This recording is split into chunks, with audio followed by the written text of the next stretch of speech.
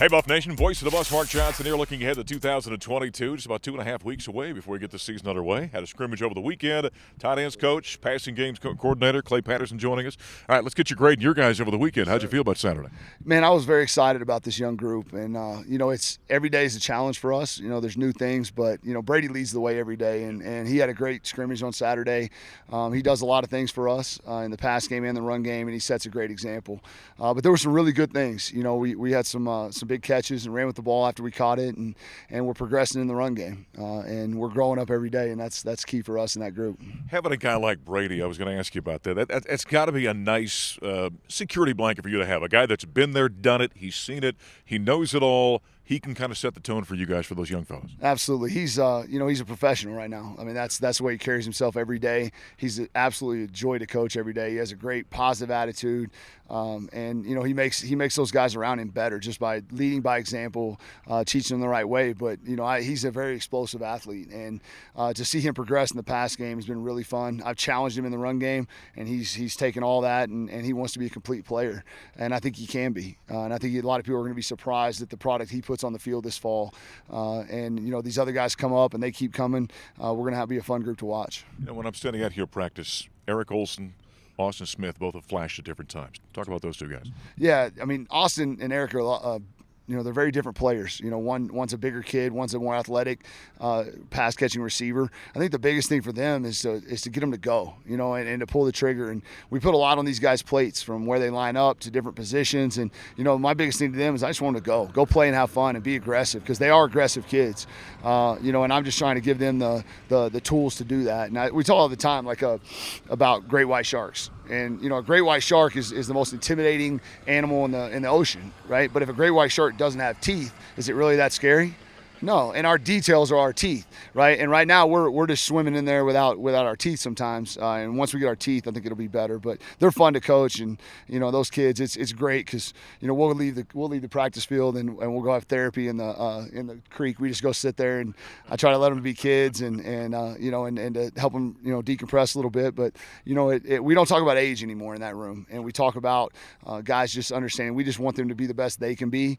And I told them after that, and nobody's going to talk about them being freshmen anymore. It's just, hey, they're football players, and we got to go regardless of age. Yeah, without question. You've got such a deep room. I mean, how many guys do you think you can foreseeably utilize during the season? Absolutely. I mean, I think we're going to have 4 guys that can really get out there and help us, which is kind of the way I've always approached it, is to have multiple. When you're multiple in your sets, you need to have multiple guys that can do things, and we compete with each other, not against each other, and we're only as good as the lowest guy in the room. Our floor is what's going to define us, not our ceiling. Our ceiling is really high with Brady. I mean, his ceiling is up here, but what we're going to be defined as is where our floor is, and we challenge those guys to come up every day. But I see all 4 of them playing, and getting in there and helping us win football games. So you and Mike Sanford work together at Minnesota. So explain for CU fans, what role does a tight end play in this offense? That's a big secret right now. We're not gonna let that out. We're gonna have to see versus TCU. But no, Mike's always been a tight end guy. You look at his background everywhere he's been. Brevin Spanfor was our second leading receiver, I think, last year at Minnesota, which was our tight end. He loves to use them in multiple ways, and you're gonna see those guys. The biggest thing is he asks a lot out of them. I mean, he's coached at Notre Dame and Stanford, and the tight ends and those guys they're all very, very smart people.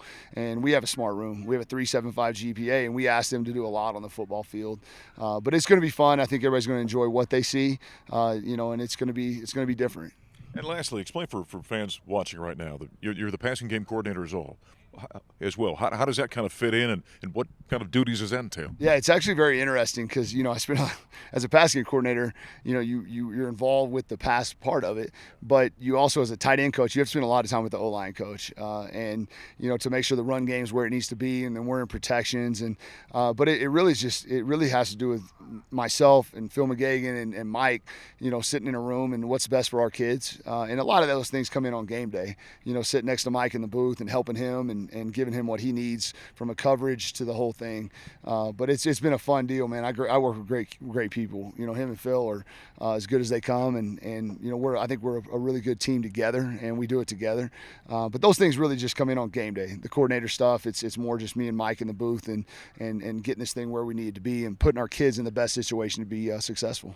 It can't be easy when you deal with Coach Devan. He's not much of a talker, so it must be tough to deal with him and have conversations with him. Oh, absolutely. He never shuts up, but it's fun, man. We're in a beard competition right now. I think he's winning. He's got a little more to it. He's an NFL pedigree guy, so he's a good-looking fellow. But no, it's fun, man. And him and I come from the same background of football, of some RPO world, some spread concepts, and we think alike. And it's been a really fun deal to get with him and dig in. But yeah, I tell all the time that tight ends you kind of go everywhere. We're with everybody. We line up in the backfield, receiver, tight end, and then we're with the old line a lot. But I love working with Coach Devan, and I've learned a ton from him. And his positivity is awesome. And our old line is, I think, really going to surprise some people because he's done a great job with them. Well, I can't wait. The season's going to be here soon. Thanks for joining us. Thanks, buddy. Appreciate you. All right, Clay Patterson. He's the tight ends coach and the passing game coordinator here at the University of Colorado as we look forward to the season of 2022. Unstoppable.